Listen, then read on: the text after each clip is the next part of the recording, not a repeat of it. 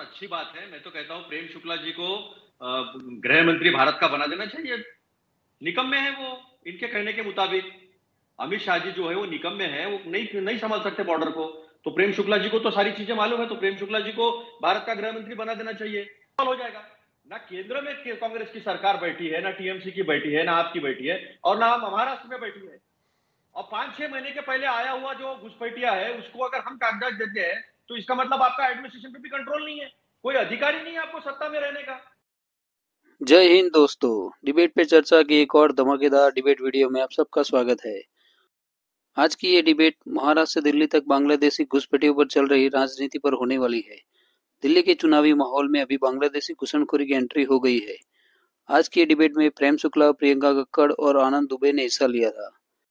घुसपैठियों को रोकने पर नाकाम रहने पर एक दूसरे पर आरोप प्रत्यारोप की राजनीति चल रही है। एंकर ने देश में घुसे रोहिंग्या और बांग्लादेशी घुसनखोरी की गिनती गिनाई और आगे कहा कि केजरीवाल सैफ अली खान पर जब अटैक हुआ उसके बाद उनका कोई बयान नहीं आया, क्योंकि दिल्ली में बांग्लादेशी केजरीवाल की वोट बैंक है। तब प्रियंका कक्कड़ की बोलती बंद हो गई। अंत में भाजपा के प्रेम शुक्ला ने कांग्रेस और आप पार्टी को अपने कार्यकाल में घुसपैठियों की संख्या कितनी बढ़ी ये याद करके बराबर का धोया। आगे डिबेट में प्रेम शुक्ला ने प्रियंका कक्कड़ के बहुत मजे लिए। वो पार्ट बिल्कुल मिस करने जैसा नहीं है। वीडियो को अंत तक देखना, तभी देश में कितने घुसपैठियों की संख्या बढ़ी है इसके बारे में सही में जान सकेंगे। वीडियो पसंद आए तो वीडियो को लाइक कर दीजिए और चैनल को सब्सक्राइब कर दीजिए। तो चलिए ज्यादा देरी न करते वीडियो शुरू करते हैं।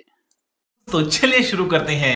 कैसे ये हो पा रहा है, किसकी गलती मानेंगे हम लोग? शुक्ला जी बहुत अच्छा प्रश्न है। देखिए, बांग्लादेशी घुसपैठियों को त्रिपुरा और असम में घुसपैठ पूरी तरह से रोक दी गई। बंगाल में भी घुसपैठ लगभग बंद है, लेकिन 75 ऐसे क्लस्टर हैं, गांव हैं, जिन 75 क्लस्टर्स को जो बीएसएफ को हैंडओवर करना था, बंगाल की सुश्री ममता बनर्जी की सरकार ने आज दिन तक वो 75 क्लस्टर्स बीएसएफ को हैंडओवर नहीं किए। आज भी जो घुसपैठ होती है वो उन 75 क्लस्टर से होती है। ये बॉर्डर सिक्योरिटी फोर्स की बाकायदा रिपोर्ट है। और ये घुसपैठ जो है एक विशेष जगह से होती है, और घुसपैठ करने के बाद उनको जो है दस्तावेज भी बंगाल से प्रदान किए जाते हैं। बीच के दिनों में अच्छा, ठीक है, रायबरेली में, जहां से श्रीमान राहुल गांधी चुनाव जीते हैं, वहां से 20,000 रोहिंग्या और बांग्लादेशियों के दस्तावेज सुहेल नाम और जीसान नाम के कांग्रेस के 2 कार्यकर्ताओं द्वारा बनाए जाने का स्कैम सामने आया था, जिसके तार कर्नाटक और केरल तक के जुड़े हुए थे। 20,000 जिनके दस्तावेज, उनके जो है जन्म प्रमाण पत्र, उनका राशन कार्ड, उनका आधार कार्ड, सब कांग्रेस के कार्यकर्ता रायबरेली में बना रहे थे। ये बड़ी अच्छी बात कही आप। इसी तरह से अभी आम आदमी पार्टी के एक विधायक पर मतदाता सूची में बांग्लादेशियों को शामिल करने के लिए उस पर जो उनके मतदाता के आवेदन पर बाकायदा सिग्नेचर जो है वो एक आम आदमी पार्टी के विधायक द्वारा किए जाने की मामले की जांच की जा रही है। मालेगांव में किरीट सुमैया ने ही किस तरह से एमआईएम और कांग्रेस के लोग किस तरह से रोहिंग्या और बांग्लादेशी लोगों को मतदाता बना रहे थे सबके साथ। शिवाजी नगर में सबसे अधिक बांग्लादेशी आपको मिलते हैं, आप भी जानते हैं इस बात को भली भांति से। और आदरणीय बाला साहब ठाकरे का झूठ बोलते थे। बाला साहब ठाकरे कहते थे 2012 के पहले कि बांग्लादेशियों के संरक्षक जो है वो कांग्रेसी और सपाई है। बाला साहब ठाकरे झूठ बोल रहे थे। उद्धव ठाकरे को नए सत्य का साक्षात्कार हुआ है। बात तो सही है। चलिए एक से जवाब ले लेते हैं। आपको ध्यान होगा 1996 से जवाब ले लेते हैं। जब शिवसेना बीजेपी की सरकार, प्रेम शुक्ला जी ने गंभीर आरोप लगाया हुआ है। 10 सेकंड और दे दीजिए। प्रेम शुक्ला जी ने गंभीर आरोप लगाया हुआ है। 10 सेकंड में बात खत्म कर लो। 10 साहिल जी 10 सेकंड, चलिए 10 सेकंड और, चलिए तो मेरी बात खत्म हो जाएगी। 1996 में शिवसेना बीजेपी की महाराष्ट्र में सरकार थी। बांग्लादेशियों को निकालने का अभियान चलाया गया। बाला साहब ठाकरे के आदेश पर अभियान चला था। उस समय बंगाल की कम्युनिस्ट सरकार ने बांग्लादेश बॉर्डर्स को बीएसएफ की जिम्मेदारी है और जानबूझकर टीएमसी को पर आरोप लगाया जा रहा है। यह ममता बनर्जी का जवाब इस पूरे मामले को लेकर था। लेकिन इसके आगे जाकर प्रेम शुक्ला जी ने आरोप लगाया हुआ है कांग्रेस पर, अतुल लुंडे, और उसके बाद प्रियंका कक्कड़ आम आदमी पार्टी पर कि इनको पेपर्स मुहैया कराने का काम, यानी अगर कोई बर्थ सर्टिफिकेट चाहिए या कोई आधार कार्ड चाहिए तो ये सारा स्टेट गवर्नमेंट करवा रही है, और जिसके वजह से ये लोग छुप जा रहे हैं। इस तरीके का आरोप उन्होंने लगाया हुआ है। सबसे पहले अतुल लुंडे, आपसे जवाब इसका लेना चाहेंगे, उसके बाद प्रियंका कक्कड़ के पास भी चलेंगे हम लोग। अतुल लुंडे।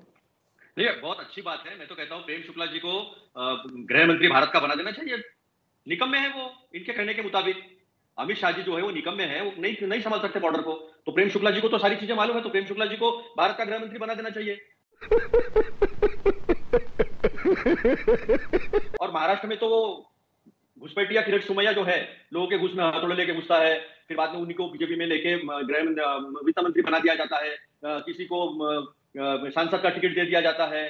मैं यामिनी गायकवाड़ की बात कर रहा हूँ। प्रताप सरनाईक को ट्रांसपोर्ट मिनिस्टर बना दिया है, फिर उन्होंने खत लिखा था जिनके ऊपर ईडी की रेड हुई थी, किसी के ऊपर इनकम टैक्स रेड। तो ये घुसपैठिया जो है, इसकी क्रेडिबिलिटी किसकी है पता है, लेकिन उसको पता है, किरीट सोमैया जी को सारी बातें पता है। लेकिन महाराष्ट्र के काफी इफिशिएंट, काफी समझदार, काफी संवेदनशील, काफी स्ट्रांग देवेंद्र फडणवीस को पता नहीं है।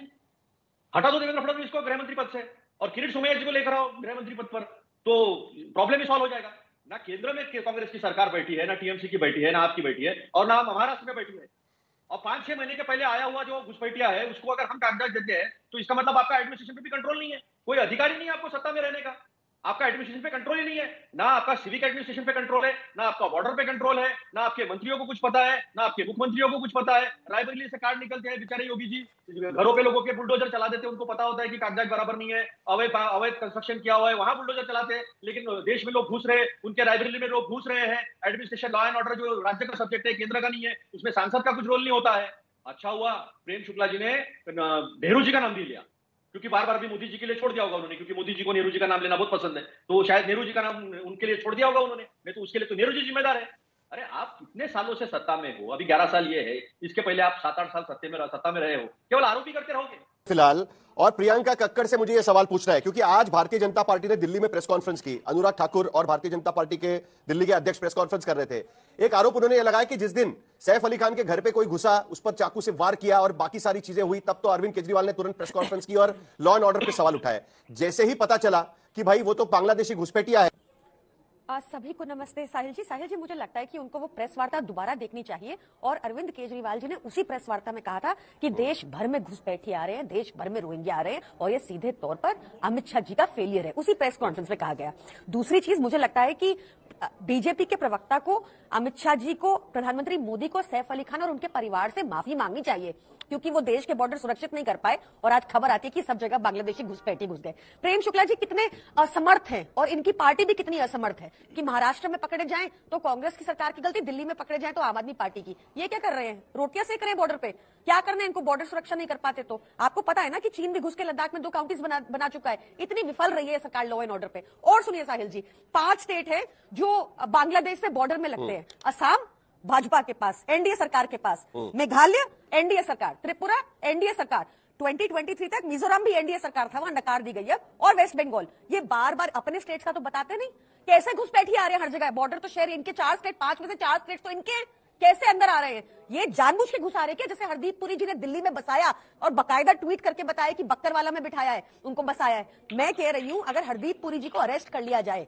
तो सारे दिल्ली के रोहिंग्या तो पकड़े जाएंगे, क्योंकि उनको पता है उन्होंने कहां बसाया। और मुझे ऐसा भी लगता है कि होम मिनिस्टर जी के ऊपर डेफिनेटली देशद्रोह का मामला होना चाहिए, क्योंकि 4 स्टेट उनके पास है और वहीं से सारे घुसपैठिए आ रहे हैं। यहाँ पे आप वहां की पीएम को रख लेते हैं, वहां बांग्लादेश में आप चावल भेजते हैं, इतनी सस्ती बिजली आपको अपने देश को ना देकर बांग्लादेश को देनी है, और बांग्लादेशी घुसपैठियों को बसाना है इधर। ये क्या चल रहा है? और यहां बैठ के प्रेम शुक्ला जी क्या कह रहे हैं कि इनकी गलती नहीं, कोई जिम्मेदारी नहीं है इनकी।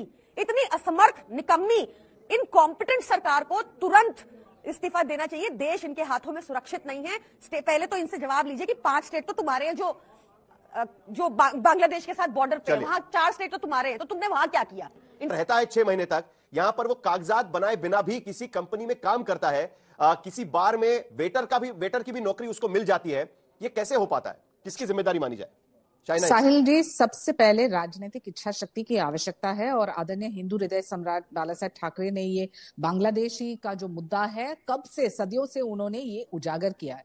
हर बार जब मोदी जी और अमित शाह जी रोहिंग्यास की बात करते हैं या बांग्लादेशी की बात करते हैं, सीएए की बात करते हैं, एनआरसी की बात करते हैं, तो विपक्ष सिर्फ बड़ी बड़ी बवाल उठाते हैं, क्योंकि वो तुष्टीकरण की राजनीति में विश्वास करते हैं।